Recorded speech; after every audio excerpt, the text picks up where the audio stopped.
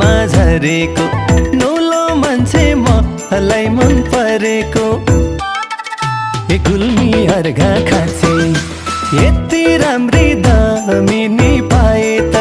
हिँड्थे नाची नाची सहरमा झरेको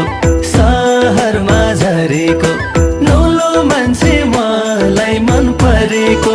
गुल्मी अर्घा खाँचे यति राम्री दामिनी